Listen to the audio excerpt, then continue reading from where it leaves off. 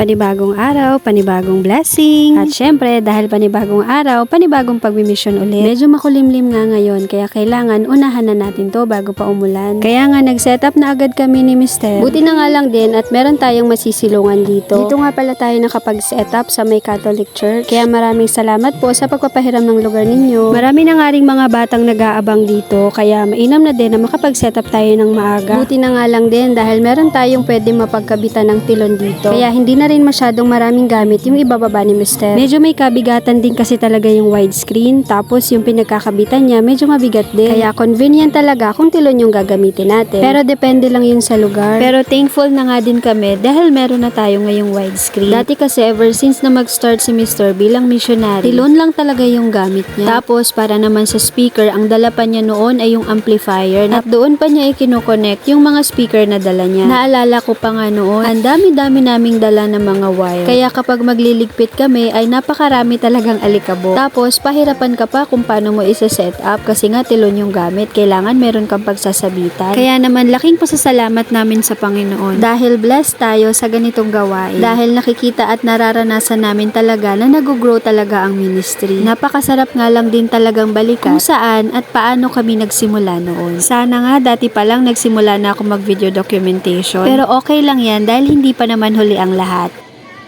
Giluwas kamong tanan, dapat ninyong mahibalaan ug inyo sang tuuhan ug dawaton sa inyong kasing-kasing ug kinabuhi. Nga naman, ang langit libre walay bayad para natong tanan. Ningon ang Biblia, ang bayan sa sala kamatayon na panang regalo sa Dios mo ang kinabuhi walay katapusan.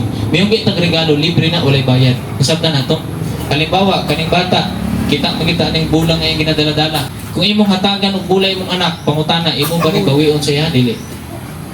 Dili, di ba? Pangutana po, kung imo siyang hatagan o bula, imo siyang singlon o dili? Dili. Kaya nga naman, ang regalo, libre na, walay bayad. Ang Biblia nag-ingon nga ang kinabuhi walay katapusan o ang kinabuhi sa langit na dili na ta mamatay, libre na, walay bayad. So, dapat ni muna madawat karon. Unsaon man nimo pagdawat kung walay mo anhidinhi o walay muluwas ka nato? Mura ka na si Jesucristo. O kami, may anhilang po ni dinhi, instrumento lang ni sa Ginoo. Sugo man na sa Ginoo. So karon importante nga masayran nato. Ang regalo dapat ninyong madawat karon.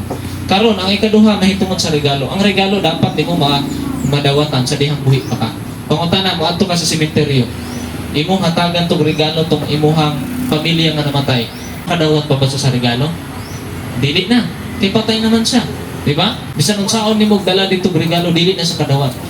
Kini importante para natong tanan. Samtang buhi pa ta, dapat atong tuuhan o dawaton ang regalo sa Dios gikan kang Jesucristo. Madawat nimo ni personal sa mga kinabuhi karon dayon kung ikaw mutuo mo dawat kang Jesus. Halimbawa kung ako na ay nindot ka ayong regalo, brand new nga relo, akong ihatag kang ate, pero dili sa mutuo nga akong regalo.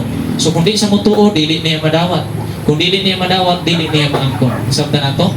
So karon naay regalo ang Dios na dili nato makita pero madawat nato. Dili ta gusto og impyerno, dili ta gusto sa Ginoo og impyerno. So unsa may angay buhaton nato? Tuuhan nato og dawaton nato si Jesus nga naa sa giandang usab nga luna para nato dito sa langit. May tuo kami may dawat kay Jesus na numbalik ang atong relasyon diha niya.